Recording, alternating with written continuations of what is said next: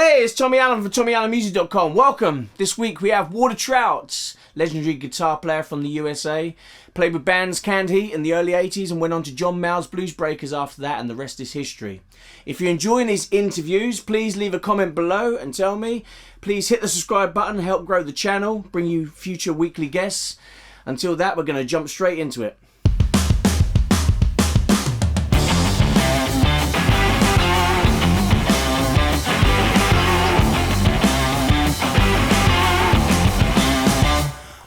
Thank you very much, Walter, for, being in the chair this week. No problem, man. How you doing? All good this side. How about you over there? I'm good. It's a beautiful day in Southern California. Blue skies. I got palm trees and the beach, and I'm just staying in my house, to be honest. I'm not really going out. I'm 69 years old with no immune system, so I really want to stay healthy, So how long you been indoors now?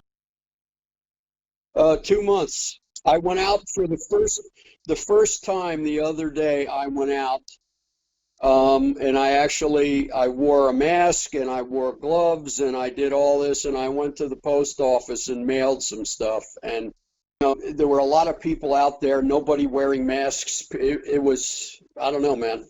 It's a little scary out there. Okay. And what has all this time allowed you to do at home?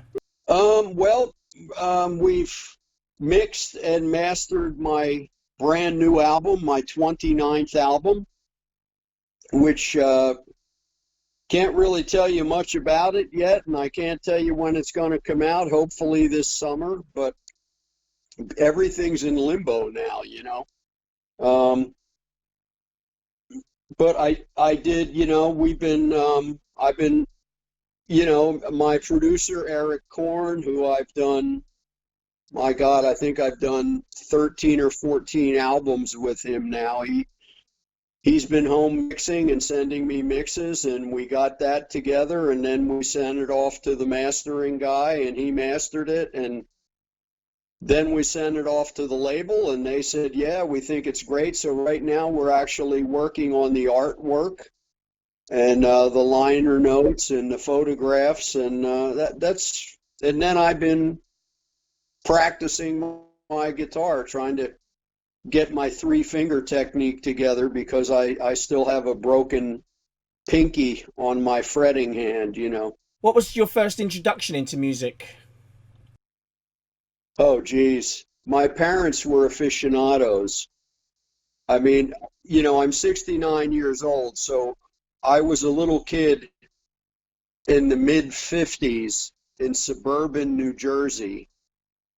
And my dad, I know we had to be the only white family on the block, where my dad had records by B.B. King and John Lee Hooker and T-Bone Walker, and so I was hearing this stuff from an early age, and I was hearing a lot of big band jazz, and my parents saw that I loved music from an early age, so they supported me in it. And my dad, when I was a little kid, would take me to black jazz clubs in Atlantic City to see jazz musicians, and for my 10th birthday, my mother arranged it that I got to spend the afternoon with Duke Ellington, so I had some pretty amazing parents. They didn't play, they just loved music. And when they saw that I liked music from an early age, I started studying the trumpet at age 5, and I played the trumpet all through school in the orchestra and the marching band. And so, I got into music at a very, very early age, because my parents, there was, at any day in my house in 1957, let's say, you would hear Ahmad Jamal, Duke Ellington, Count Basie, Hank Williams, Bill Monroe, Elvis, Little Richard. You heard the entire cross section of music, and it was playing all the time. My mother had all the early Ray Charles albums that were on Atlantic, And I actually remember being a little boy and walking in the room, and my mom was weeping. And I said, "What's wrong, Mom?" And she said, "It's that song." And it was a song by Ray Charles called "Hard Times," an old blues song. And so I was very lucky to have them as parents. All right, and how did that lead to you picking up the guitar?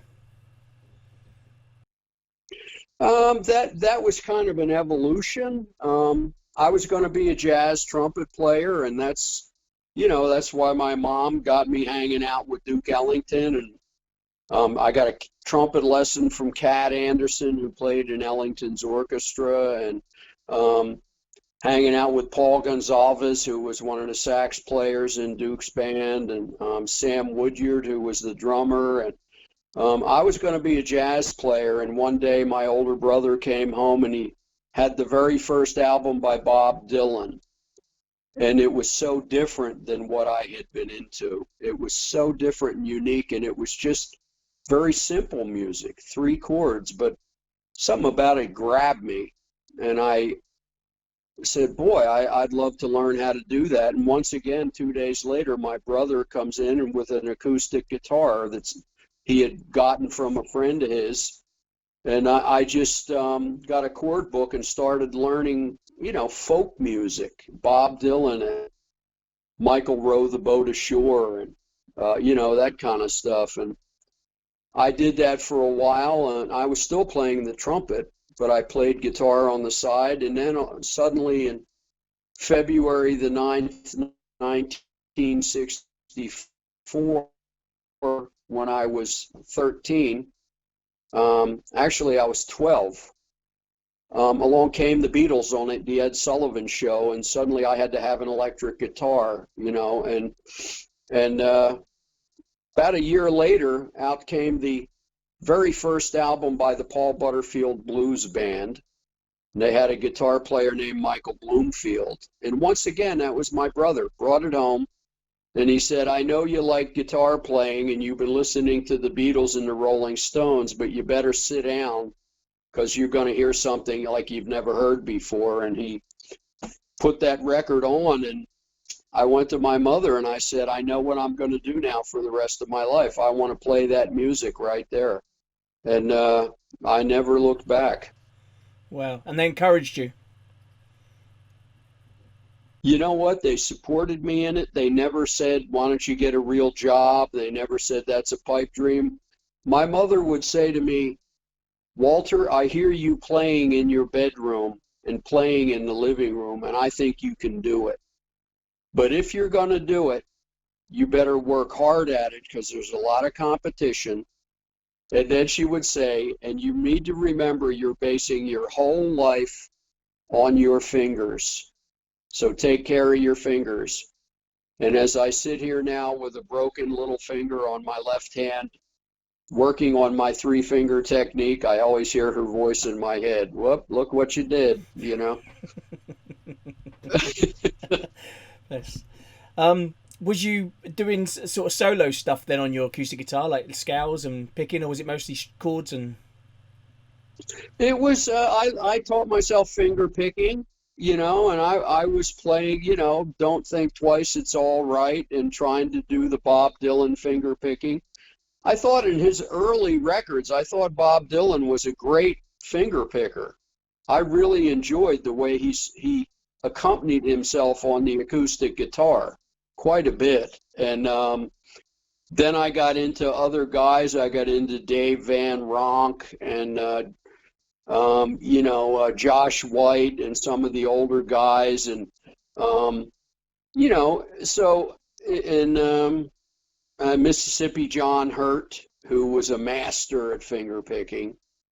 And I'm okay at it. It's not something I spent hours and hours and hours. I really worked much more on my sort of lead playing, my soloing, but I can do it. I can sit down and pick one. If you put on a song of mine I did a few years ago called "Pray for Rain," I tried to write sort of a Woody Guthrie-esque 1930s Dust Bowl song, and I finger pick it. when you carried on with the guitar, you've worked alongside some amazing artists. If I name a few, can you say what it was like, your experience and what you learned from them? So, like, how did you get the Yeah. how did you get the gig to work with John Lee Hooker?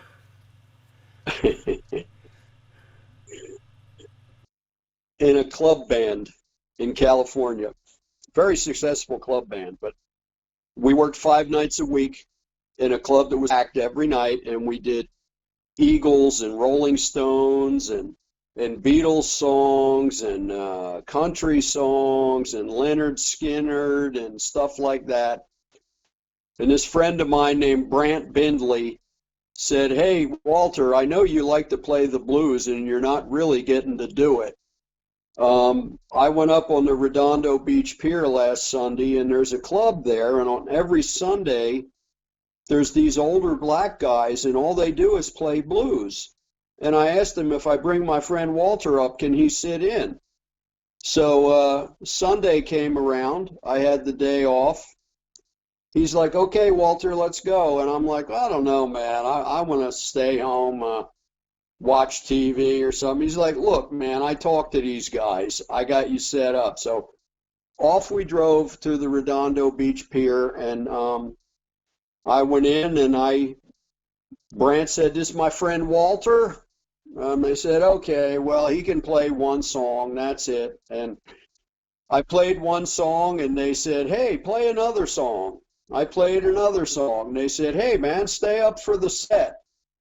I stayed up for the set, and they took a break, and they all came over and said, "You want to join the band?" Well, I did not realize it was the Coast to Coast Blues Band. It was John Lee Hooker's band without John Lee Hooker. They had a Sunday afternoon residency in this club in Redondo Beach. And so suddenly I was the only vanilla fella in the band. I was the only guy under 60 years old. And with those guys, for the next 2 years, I played with John Lee Hooker and Big Mama Thornton and Percy Mayfield and Lowell Folsom and Bo Diddley and Eddie Cleanhead Vinson and Joe Tex, the soul singer. And I can't remember them all, but the guys in the band were Deacon Jones, who had started with Freddie King and was John Lee Hooker's band leader for 20 years. He was the Hammond B3 player. And Finest Tasby was the bass player, and he went on to be the lead singer with a group called the Manish Boys, who were on Alligator Records and had quite a lot of recordings. And Finest was their lead singer, but Finest had been the bass player with Freddie King, and he was the bass player with John Lee Hooker. And they took me under their wing, and they mentored me and taught me, and it was an amazing education. Now, after I went solo, I made sure that every time I did a solo album, I had Deacon Jones play on it.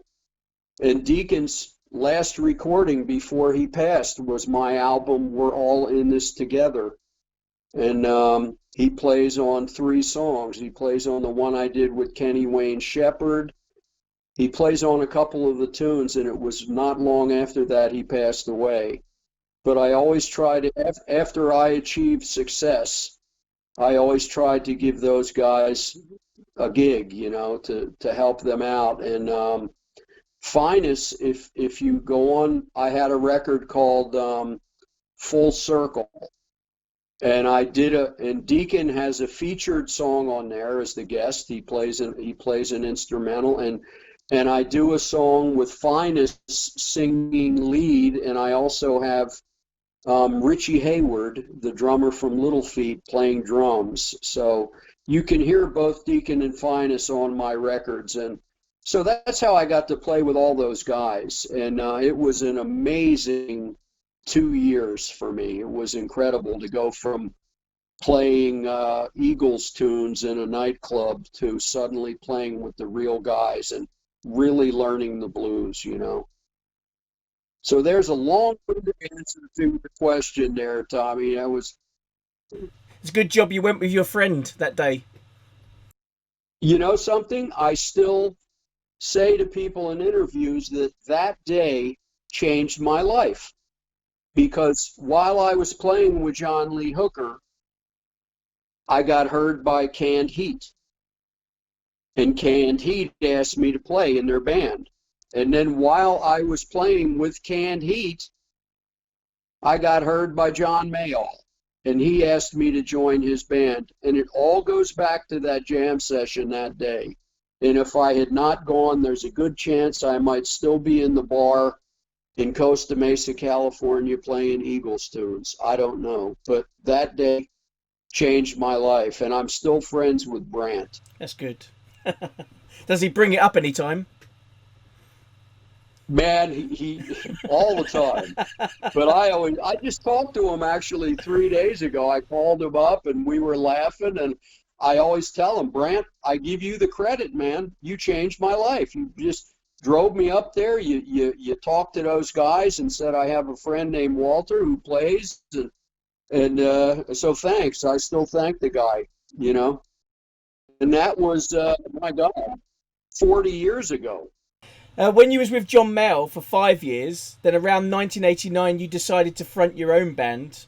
So your first album, Life in the Jungle, where did that title come from? That's a song of mine. When I was not out on the road with Canned Heat or with John Mayall for many years, when I was home, I had the house band at a little bar at the beach in Huntington Beach, right across the street from the pier. And I played there all the time.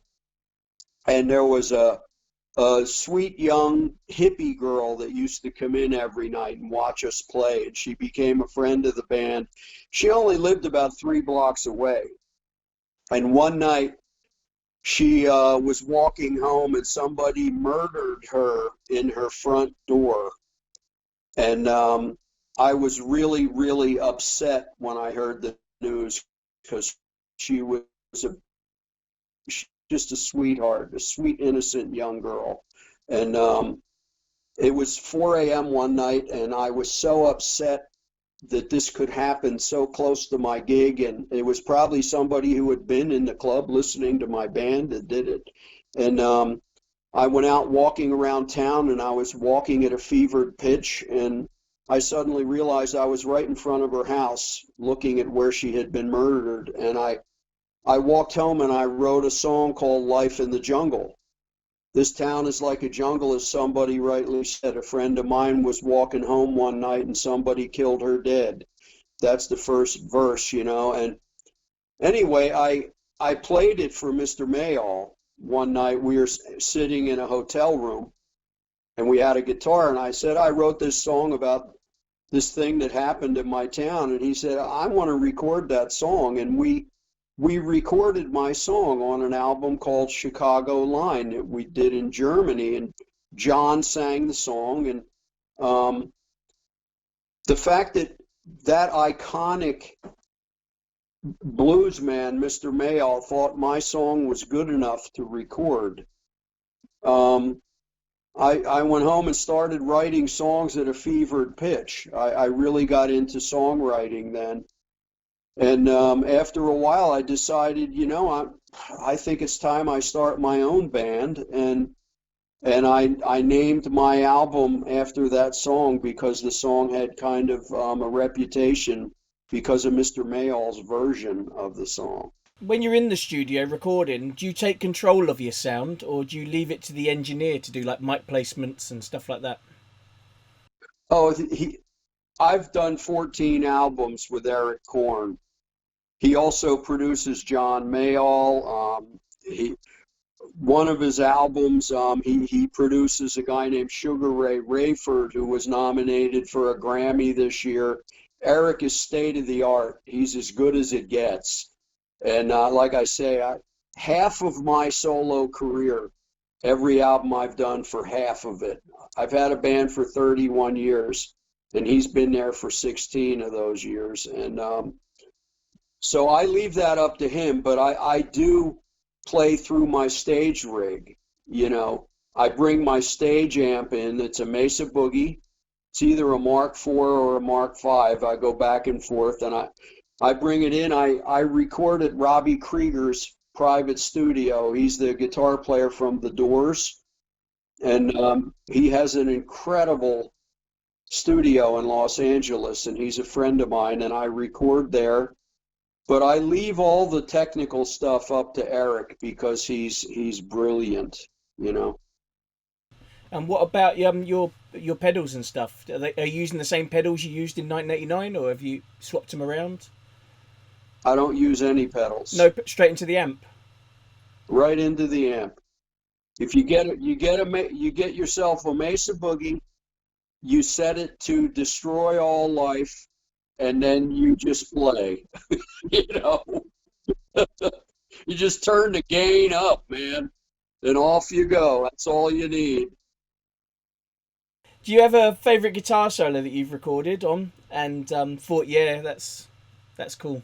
I like the studio version of a song of mine called Marie's Mood, but I think my favorite, most emotional solo I've ever done is on a song called Song for a Wanderer that I wrote for a dear friend of mine who we had a falling out. But it's a very kind of unique solo for me because it's a ballad and I sing it in falsetto, and a lot of people hate it because of that.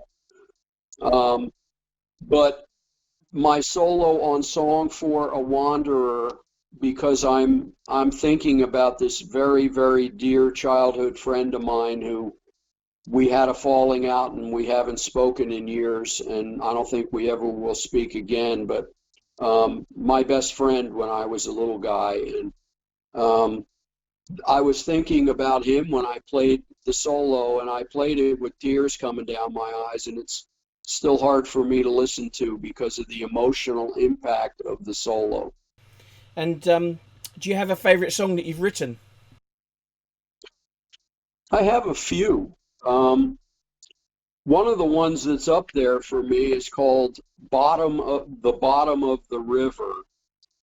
And I wrote it when I was very, very ill with my liver disease and was expecting to die. I really didn't think I was going to survive, but one day, you know, my lungs and my chest and my abdomen kept filling up with liquid fluid, and I would have to go in every week, and they would stick a drain in my abdomen, and they'd drain out like literally 25 pounds of fluid.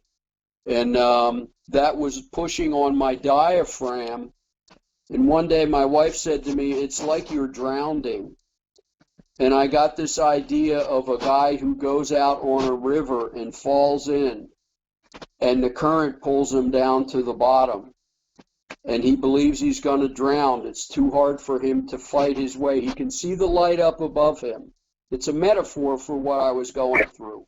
He can see the light above him, but it's too hard of a fight. And then he starts to examine his life. He thinks about where he's been and his friends and the people he loves, and where he's belonged, and the people he's done wrong and the people he's done right. And he finds the strength in himself, and he fights his way to the surface. And as he's gasping for his breath, he crawls up onto the shore, and he sees the beauty of the world in a way that he's never seen it before. He sees the world in a different light. And the last line of the song is, "That day I changed forever from who I was before." And it's a hopeful song, because in the song, I survive. Now, I didn't expect to survive. Nobody thought I was going to survive, even the doctors we had. And but I wrote a hopeful song, hoping to survive. But it's a metaphor for what I was going through, and I think that's probably my favorite because it's really a short story put to music. Right. Okay. How has your perspective on life changed since going through that? Well, it certainly will change your priorities. You know, I wrote a lot about it on my album Battle Scars after I came back from the brink of death. And one of the lines is, things that used to bug me before don't bother me anymore.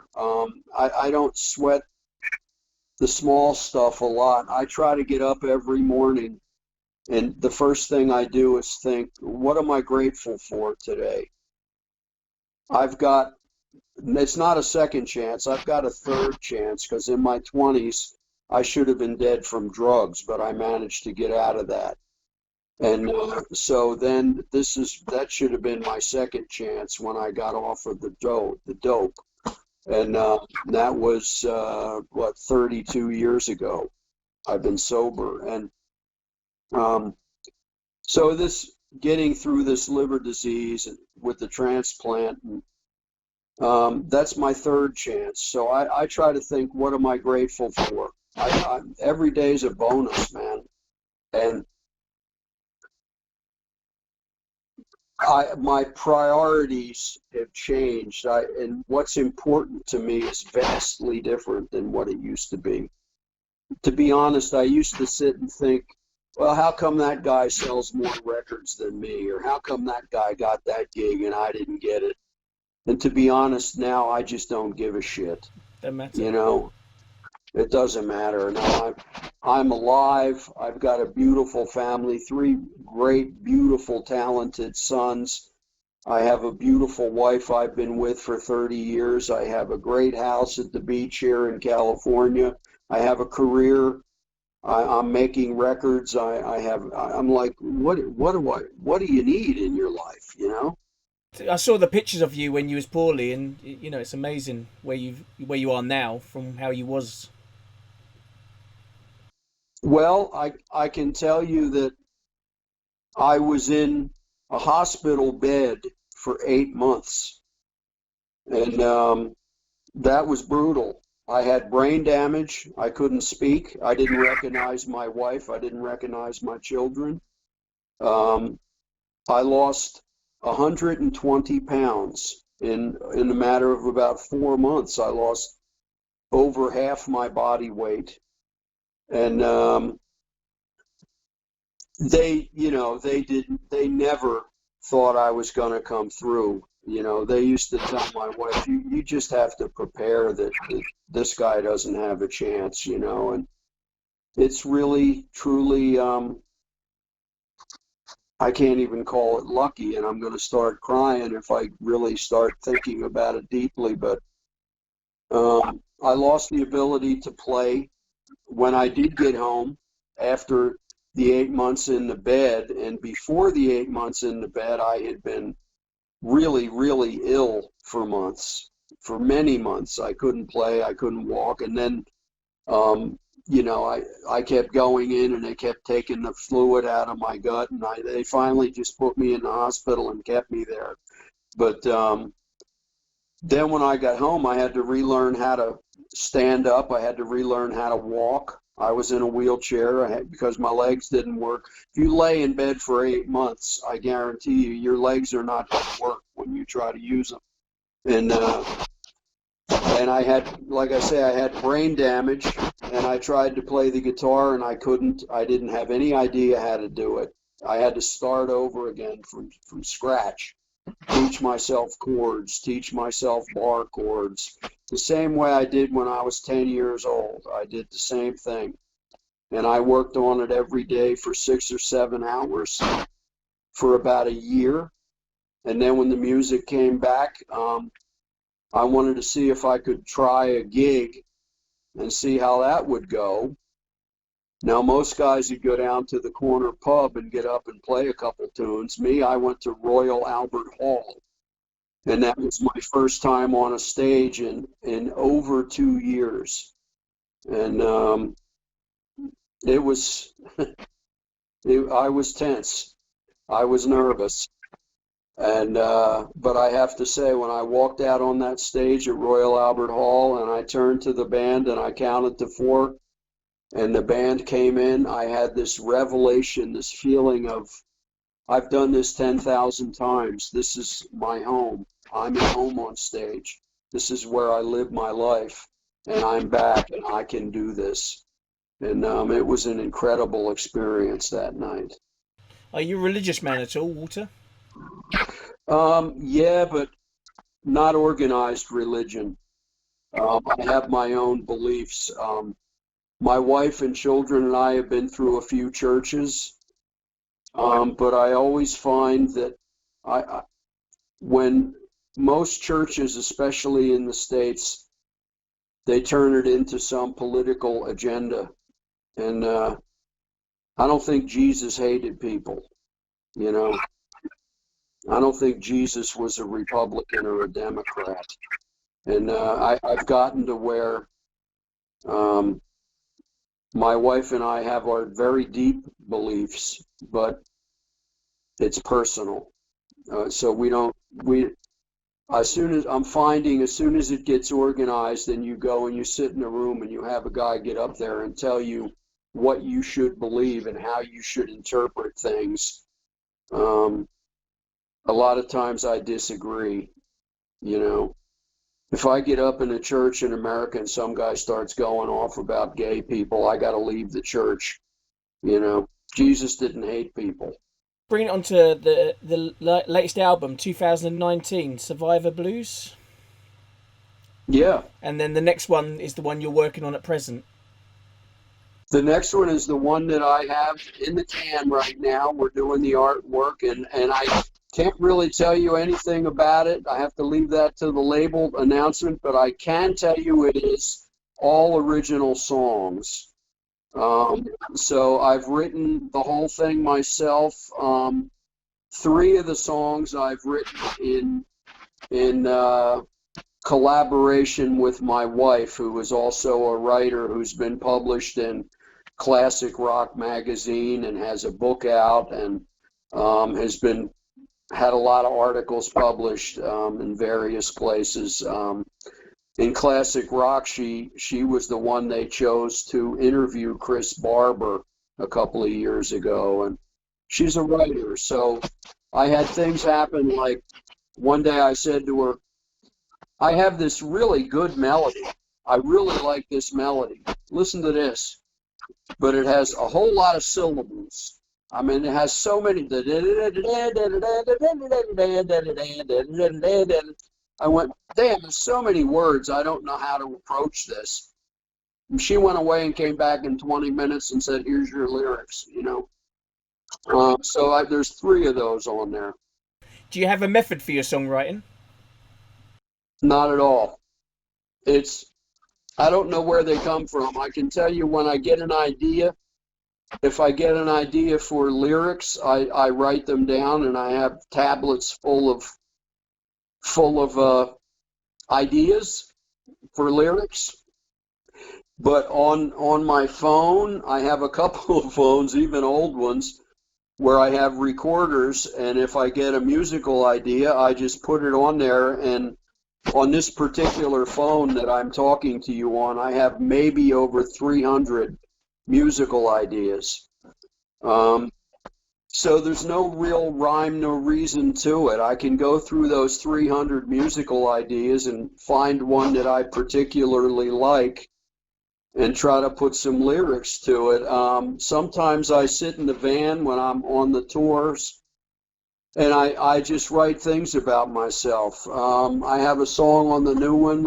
I was riding in the van and I was doing some serious self-reflection. And I wrote down, I was just like talking to a shrink. I wrote, sometimes I do my best, but I fail. I know it happens to everyone. Things like that, and that has become a song on the new album. I write some of my songs while I'm in the car traveling. The only problem is I'm still driving at the same time. So the amount of times I've gone past the exit.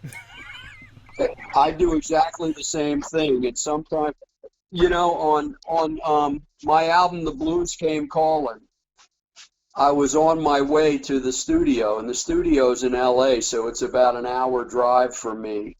And I had this lick, it popped into my head, it went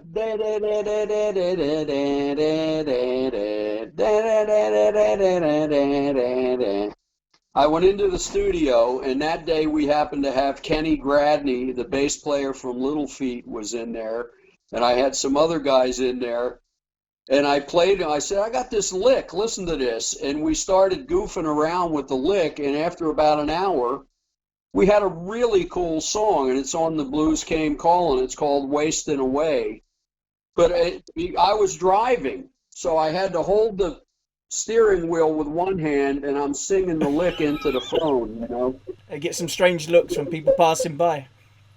Yeah, exactly. What's that man doing? Yeah. Sometimes it gets a little hairy too, because sometimes, you know, you're thinking about what you're doing, and maybe you're not watching the road like you should be, you know. So I try to keep it to a minimum. Let's put it that way. If you could go back in time for one day, what would that day be, and why? You mean in my life or any time? Any time. Is there any time in any history that you'd like to go back to?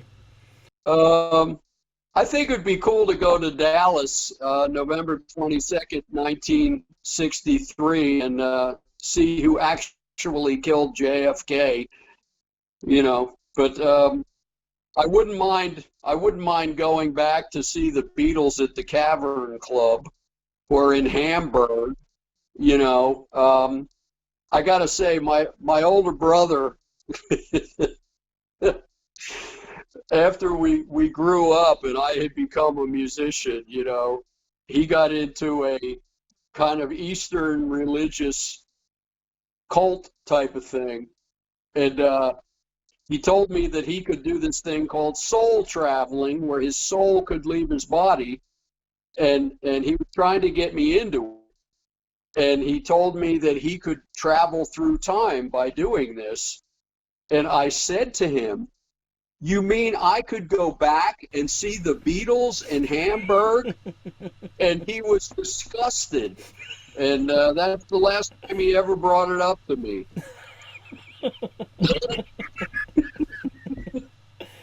What advice would you give a younger you? I try not to have regrets, but if I could do it all over again, I would say, why don't you stay off of heroin? Because I'm sure that's what gave me the hepatitis C and caused me to have to get another liver. My experience, the years I spent on drugs and alcohol, where I was completely a lost soul, I would just have preferred, if I could do it over again. I mean, there's a song on Battle Scars where I go, now I have regrets for the things I used to do so long ago. I wish I could go back and do it over, knowing what I know. And but I try not to have regrets. One of my sons told me just the other night, he says, Dad, having regrets isn't constructive, because you are who you are now because of what you went through. And you know what you know now because of what you went through. If you hadn't have gone through all that stuff that you went through, you wouldn't be the person you are now. And so, you know, but if I could do it over again, there's a few things I would certainly do differently. If you could change anything about the music industry today, what would it be? Oh, that's a tough question, man. I mean, I'm very lucky in that I am on one of the greatest record labels in the world with Provogue. You know, they've got just about every great guitar player in the world is on that label right now. And but I do miss the days, the way it was about 40 years ago. I remember, you know, if you got on a label and then the label sent your record out to a radio station and the radio station would play it. Radio stations have no power anymore since the advent of the internet. You know, commercial radio over here is basically a dead dog. You know, they used to have a lot of power. But there were certain things about that time in the music business that was kind of pretty cool. And it's really changed a lot. You can't live off record sales anymore, because through the internet, you know, CD sales and album sales most people just download songs now. They don't go out and buy CDs or records. The way musicians, unless of course you're Beyonce or somebody, right? But the way musicians have to make a living now is by playing live.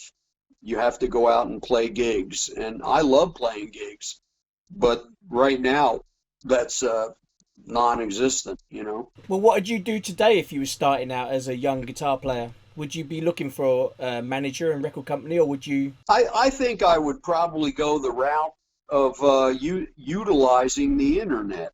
If you talk to Joe Bonamassa, who's a good friend of mine, and I've made 2 albums with him, he'll tell you that he did it via the internet. He took a different route.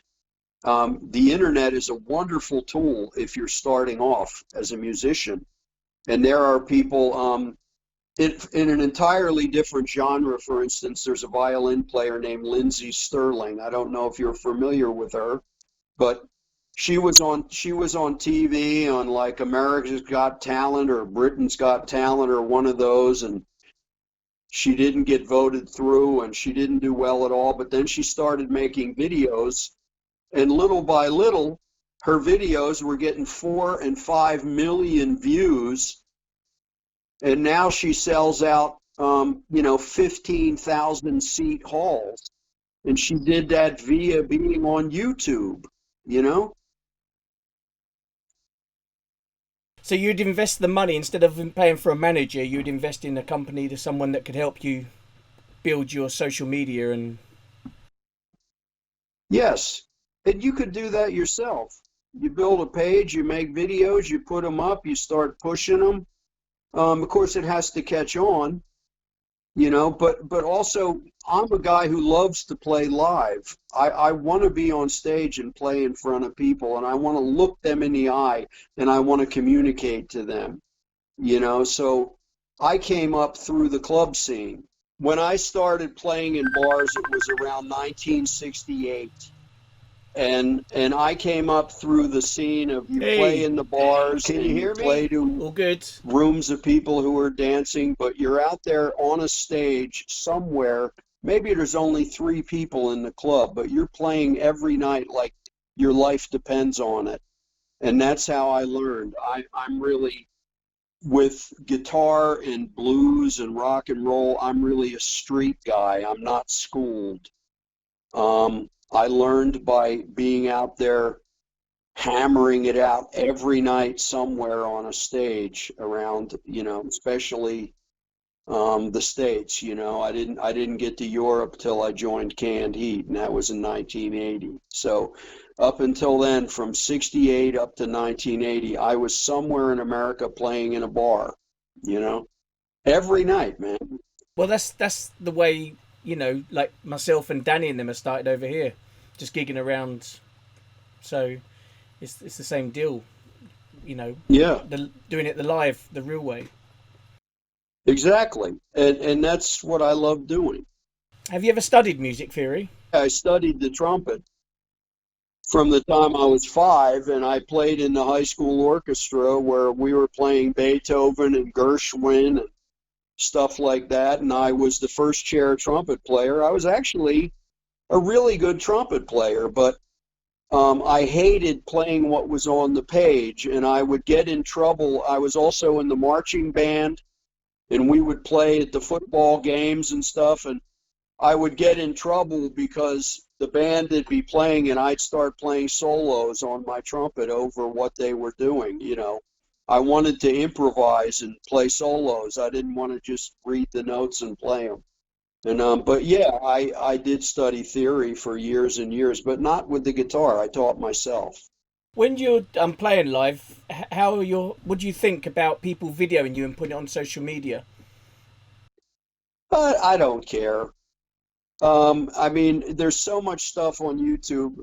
One of the kind of drags of it is, for every really good video that sounds good and looks good, there's about 25 to 50 really shit videos that are done with some guy with a cell phone up in the air, and it looks terrible and sounds terrible. Like a guy will go stand right in front of the Hammond organ player and video the band, and because he's 5 feet away from the Leslie speaker, all you hear is the Hammond organ, you know. And there's a whole lot of that on there, but it doesn't bother me. That's just the way it is now. Everybody has a video camera in their pocket, in their phone, you know. And you haven't had to contact anyone and ask them to take it down, or? In the old days, we did. Right. In the old days, my road manager, Andrew Elt, who's been with me from the dawn of civilization, he's been with me, you know. He used to stand in the wings and look out in the audience for people with video cameras.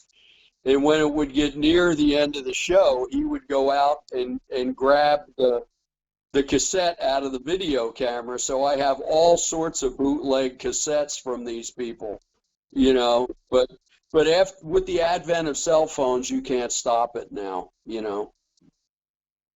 What's the procedure over there for copyrighting your songs in America? Once they come out on the album, that's it. I mean, I have a publisher. You know, I'm with a publishing company, and as soon as that record comes out, they're published. You know, the publishing company handles that. They handle my whole catalog. What would you be doing today if you never had music, if you never followed it? I'd probably be in a nut house, be in a mental institution. So you didn't have any other sort of second options from school? Well, in college, I studied acting, believe it or not, but it's because I went to college so I could stay out of Vietnam. And the college that I went to didn't have music, so I studied acting. Right. And I was an actor. But there was a time I thought about being an actor when I was a little kid. So to me, it was going to be drama or music, but music was so far ahead of acting, you know. What would be your desert island disc? Geez, Ellington at Newport, first Paul Butterfield album, Freewheelin' Bob Dylan, and Meet the Beatles. I'm happy. So I'd have to do a mixed album then. Yeah. Okay. And do you have any other hobbies? Playing the guitar.